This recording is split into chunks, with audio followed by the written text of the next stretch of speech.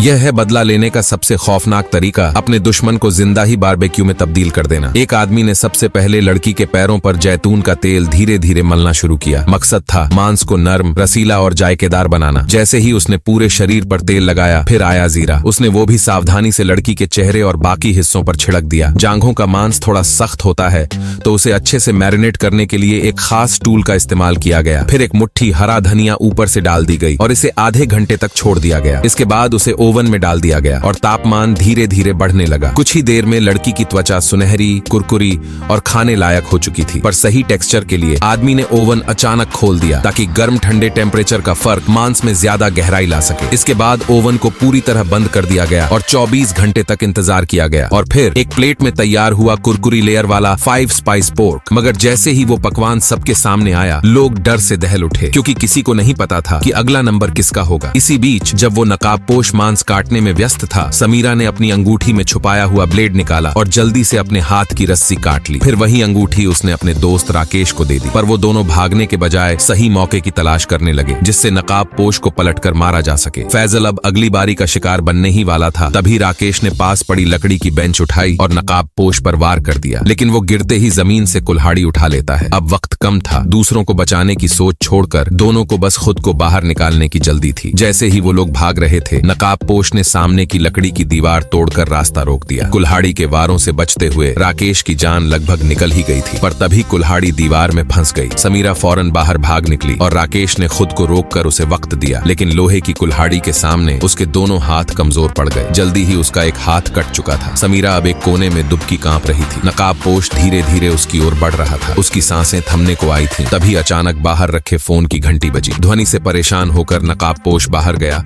और फोन बंद किया। लेकिन जब वह दोबारा कमरे में आया, समीरा पहले ही दरवाजे की दरार में छुप चुकी थी। उसके जाते ही समीरा धीरे धीरे दरवाजे से बाहर निकली, पर उसकी हल्की सी आहट नकाबपोश ने पकड़ ली। जमीन पर खून के निशान भी नजर आ गए थे। उसे इस चाल का अंदेशा हो चुका था, पर समीरा पहले से तैयार थी। एक शराब की बोतल हाथ में लिए नकाबपोश ने चालाकी से जाने का नाटक किया। समीरा जैसे ही थोड़ी निश्चिंत हुई, अगले ही पल वो सामने आ गया। समीरा डर के मारे चिल्ला उठी। उसकी लोकेशन अब सामने थी। वो भागने लगी, लेकिन नकाबपोश ने पीछे से एक नुकीला लोहे का कांटा फेंका, जो सीधा समीरा में जा धंसा। और अब वो भी बनने वाली थी अगली डिश।